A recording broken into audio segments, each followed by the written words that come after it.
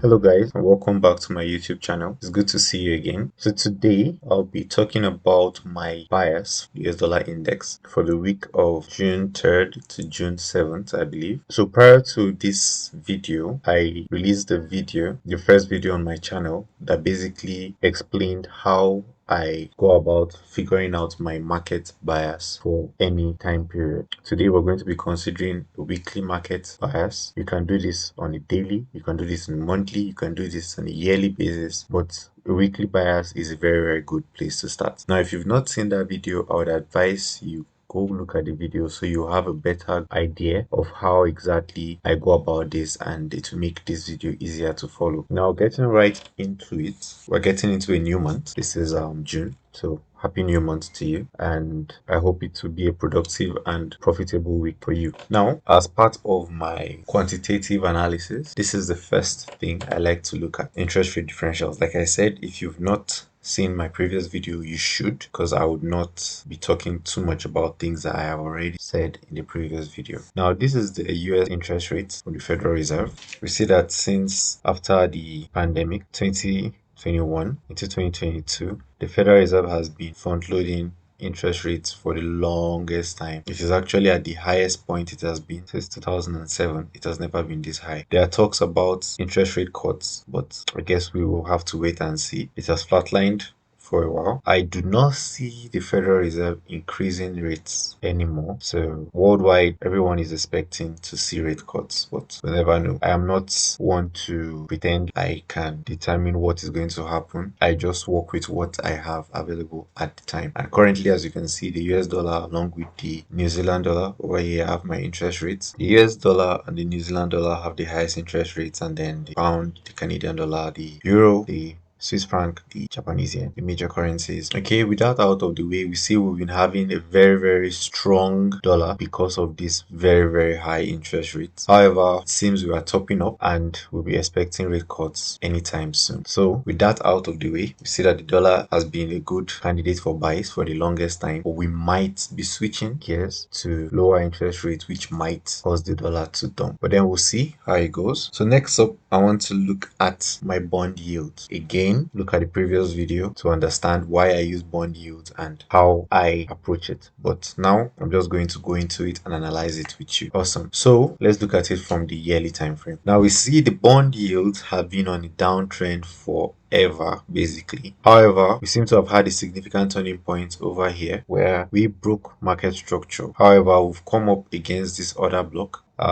In a few minutes, I'll explain how I choose my order blocks and what order blocks mean to me, but just stay with me for now.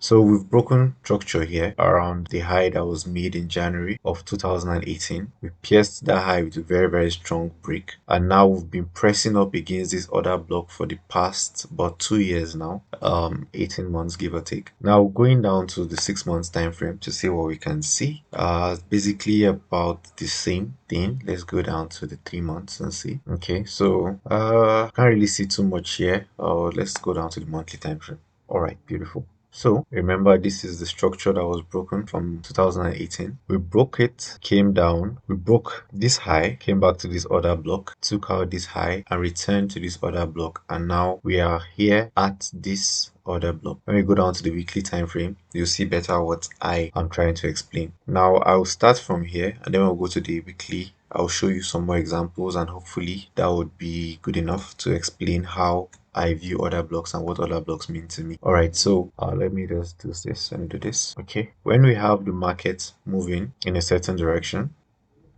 whenever there is a break of market structure, now depending on the magnitude of the break, if this magnitude is very strong, I would be looking to this as my order block to take price higher. However, if the magnitude of the break is shallow, say we have something like this, a very shallow break, I would be looking for an order block in this leg to send price higher. Now, I believe you all know how fractal price is. This just means that in this leg that we have here, the leg I said I'll be looking for an order block, we would have price action similar to this. So this, okay, amazing. So let's look at it like this, and let me make it thinner, maybe a different color. Beautiful. So I hope this explains it a bit better. So if this is a shallow break, I'll be looking for an order block. So let's adjust this to match this. So yeah, I'll be looking for this as my order block as opposed to here. So very short and simple. If the magnitude of the break is very high and very strong, it's a very impulsive break, this is what I would look for as my order block. However, if it is a shallow one, I would look for this level, which is going to be in the internal range. Like I said, please watch my previous videos so you understand some of these things that I am talking about. I would not dwell on things that I've spoken about already, so the video is not too lengthy. So look at this, and this will give you a very good view of how I look at order blocks. Order blocks are the only thing I use for my supply and demand levels. I use nothing else. I use only order blocks as long as supply and demand is concerned. Now let's take this out and continue. So we broke here, like you can see, very impulsive break. We came back. We broke here, not so impulsive. We came back for a deeper retracement. I wish I had not deleted that already, but if you look at it, I believe you remember what it looked like. You can go back in the video and see an impulsive break, very shallow retracement into this order block. Not so impulsive, because if you look over here, it's a bit choppy. We come back for a deeper retracement into an order block that rests within this bigger order block. So the fractal nature of price, you need to understand and you need to follow up with that. Now going to the weekly time frame, you see how we've been pushing up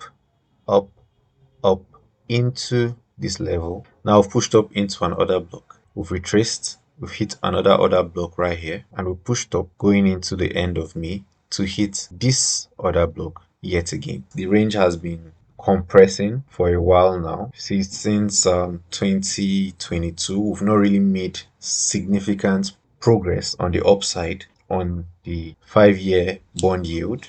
However, we realize that as we keep pushing up, the price action keeps compressing and compressing, leading me to believe that we are making a top very soon. I don't like calling tops in the market. However, I anticipate them. And from here, I would like to believe that we have created a top on the 5-year bond yield. Now, starting out this year, just to point out some of the components that I discussed in my previous video, we have a divergence here between the 5-year bond yield and the 10-year bond yield. Now let me show you. This is my 10-year bond yield right here. If you look at this low that started out January 2024, this level was swept out, creating a lower low. However, the 10-year bond yield created a higher low. That is the divergence. The 5-year bond yield and the 10-year bond yield are positively correlated. They should be making higher highs or lower lows together. Whenever there's a crack in that correlation, it shows that a move is about to ensue, a turn is about to happen in the market. And as we've seen, since January, we've had higher prices all the way into Q2. Now we're in the last month of Q2. I expect to see price turnaround from here. Why? Because we've made little advancements, nothing very bullish, and we've hit this level. Remember where we are. We are also hitting an order block, a major higher time frame order block. We've been pressing in gradually but not really making any serious moves to break. I would want to see lower prices going forward. Now if we go into the daily time frame, we see where we are currently and how we ended the month of May. This is where we've been pushing throughout the year. We've come back to this order block. We've broken market structure here. We've returned to this order block, and this was how we ended the month of May. Last 2 days, very bearish. I'm looking at this level for a break to see market continue lower to take out this low. So being very bearish on the US dollar 5-year bond yield, let's look at the seasonality to see if we are on the right side of the market and what it has to show us. Now, okay, let me start afresh and set up the seasonality chart this once so you know what I do and how I look at the chart. All right. The link will be in the description for this indicator, and like I said, I explained why I use it, the seasonality, how I use it, and what it means to me in my market bias analysis. So all you have to do is search for seasonality. I already have it as my favorite here, but search for seasonality by TFO. Once you find it, you add it to your chart. It's going to be in a new pane like here, but I like having it over my chart, so you just click and drag it over your chart, and that should work. That should work, right? Exactly. So let me close these other panes and look at this now. Okay, let's look at my settings, the settings I use. Okay. So I want to look at the monthly. I don't want to look at it on the daily. That's too fast. I want the data to be significant. What else? I don't want these performance labels. They make the chart look messy. So that's basically what I do. I don't really use the table, but let's just leave it here so I can explain better. Okay. Now, if you look at this, you realize that this year has been pretty spot on with the seasonality. January, nothing much. We had a sell-off here. We had another sell-off going into the end of January, but it was basically a flat month. February had a very good bullish move in line with the seasonality. We had a retracement into March. March also made a very good bullish move. And then April continued that move all the way to this other block, while May made that sell off, that significant sell off that took us into this other block. Now, this is the month of June. June is a seasonally bullish month, as the seasonality here depicts. This data has been collected over 36 years, so it is pretty reliable. Now, this is the caveat about using seasonality. You use seasonality as a confluence, not as a signal generator. So you don't say the month of June is bullish, so I just have to start buying. No. The month of June being bullish might give us a bearish start. The month of June might cause a bullish retracement, and then we might continue bearish in July. However, I don't like to anticipate using the seasonality. I just look at it this way. I see a potential bearish move, a very long-term bearish move. By long-term, I mean I see the US dollar 5-year bond yield clearing out all these lows and going down into a deeper order block around here. However, the seasonality suggests that the month of June has seasonally been bullish. So I will keep that in mind and watch what price tells me going forward. Now, I don't see anything else of interest. There's been no divergences between the bond yields to confirm this bearish move. So I'll be looking out for that as well. And that is pretty much it. We had a swing high here.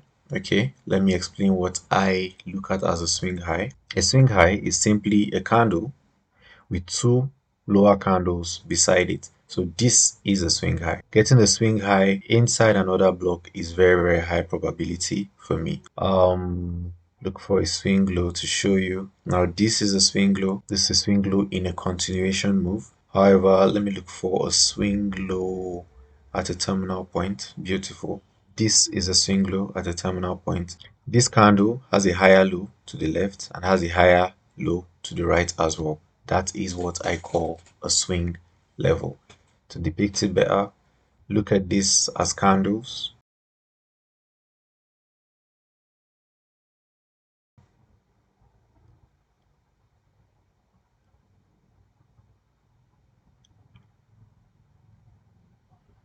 When I see this in form of candles, a high, a higher high, and a lower high, this is a swing level for me. What makes it even more important is that this candle closes below this candle, and even better if it closes below this candle. So we have a swing high here. That's something going for us with this other block in line. Yeah, that's basically it. So with that in mind, let's look at the DXY. This is the DXY. So looking at the DXY, we have had this kind of price action. We tapped into this other block, we broke structure here, and we pressed up, we've pressed onto this other block now. And this is where we've been since 2022. Similar to the US bond yields. Let's go to a lower time frame to see what we can see. Yeah, so we tapped into this other block, we broke out of this level. We came back to this level as an order block, and we've pushed into this other block. Let's go down to the lower time frame. This other block as well has caused price to come up and visit yet another order block here.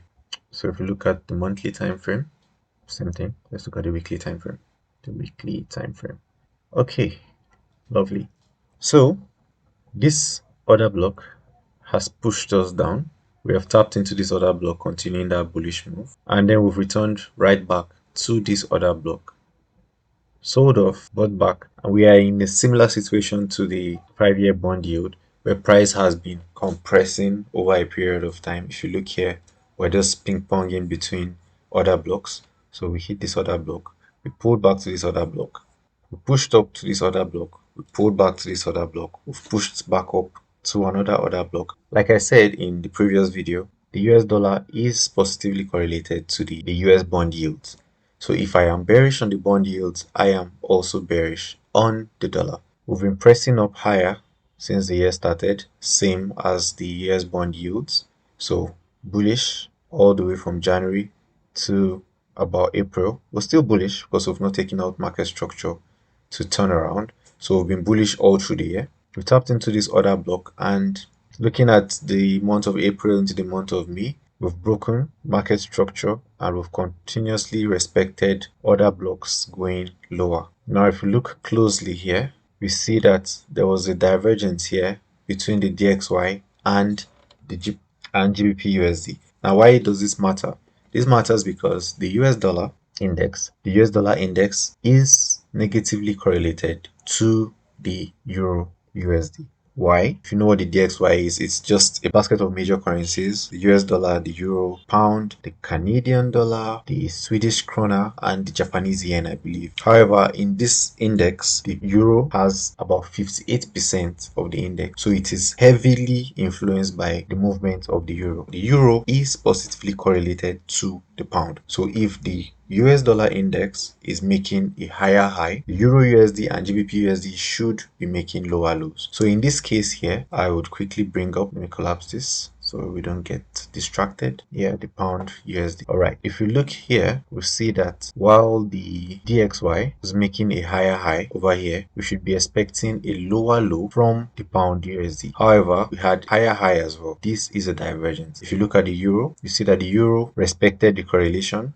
and made a lower low while the dollar made a higher high. This was a crack in correlation, and that is important to me in my bias to sell dollar, because this divergence on the highs shows that there is underlying distribution over here and big players want to take price lower while they take price higher on the pound USD and the euro USD. So right there you have a bonus. I only intend to discuss the US dollar index, but from time to time, as these divergences happen and there are cracks in correlation, you also directly get my bias on the pound USD and the euro USD. However, you will always indirectly get my bias on all major currencies, because whatever the dollar does affects all the major currencies in the forex market. Now, if we take a look at the seasonality on the DXY, right here we see January was a very bullish month as expected. February, March, the seasonality was not really pushing to any direction very strongly. However, we had bearish movements towards the middle of February all the way to the middle of March as well, and then we've had a bullish push. Now, this is why it's important for you to know that seasonality is not a signal, it is just a confluence. And like I said, please watch my previous video so you understand more of why I trade with seasonality as a confluence. Now, we had a bullish move. You have to realize that we've been in a generally bullish stance for the very long time, say since the year started. So having a bearish seasonal tendency in April when price has not really reached an order block is low probability. However, if you look over here, you realize we've hit this order block going into April, and towards the end of April we actually saw that bearish tendency play out a little bit, and then into May, which is slightly bearish. Now we're positioned in a place where we've hit another block within another block when the US dollar bond yields are weak. We also have a weak dollar going into the month of June, coming off an order block with a swing high like we discussed, and we have the month of June having a bearish tendency, this level right here, we're looking to break this level, and we have July, which has the most bearish tendency of the DXY during the year. So this lines up pretty well for a significant bearish move. Now we will see how things play out, and when we get to that point, we'll look at it. But just looking at the way price action and the tendencies are aligned, it looks like a very, very good time to be a bear on the dollar. Now, that being said, that is my bias going into the week. I want to see lower dollar. I want to see US dollar index go lower for the week, looking at this low to break structure and start moving bearish. Let's see, do I have anything on the monthly? If you look at the monthly on the dollar index, we see we have a somewhat a tweezer top, I think it is called. However, I look at this as a very significant pattern. If all the gains are washed out right away, that doesn't look very good for the bulls. This is also another reason I would be looking for lower dollar index going into next week and probably the coming weeks as well. With that being said, let's see what economic data we have for this week. So this week, it's a pretty busy week. Monday, Tuesday, Wednesday, Thursday, Friday, we have high impact news on the dollar. Monday, Tuesday, and Wednesday, Thursday, and Friday. We also have high impact news on Thursday for the euro. Now on Friday, we have non-farm payroll. So this week is going to be a very, very busy week, and you should see significant moves Monday to Wednesday. Now typically Tuesday the volume dies down going into Friday, as most market participants will be focused on what NFP has for us. Now, I don't analyze news. I only rely on news for the impulse and the volatility it brings into the market. So if I have a bias, like my bias for the week is bearish dollar, bullish Euro USD, GBP USD, and other currencies that have US dollar as a counter currency. Every other currency that has US dollar as the base currency, I would be bearish on. So these time windows, I will be looking to capitalize and take trades in line with my bias and rely on the volatility of these economic data releases to push price in my favor. Now, just to make it clear, I don't trade these news events themselves. I trade into the news event or the aftermath of the news event. I don't trade the news event itself, just to be clear. And of course, none of this is financial advice. This is not advice for you to risk any amount of money on these ideas. This is just strictly for educational purposes. I am just sharing what I believe the market would do. Whatever risk you take based on this information is solely on you. If you watched to this point of the video, leave a thumbs up. Subscribe if you haven't, because why not? Share this video with anyone who you believe would find value in this video. And until next time, stay safe, trade safe. See you in the next video. Take care.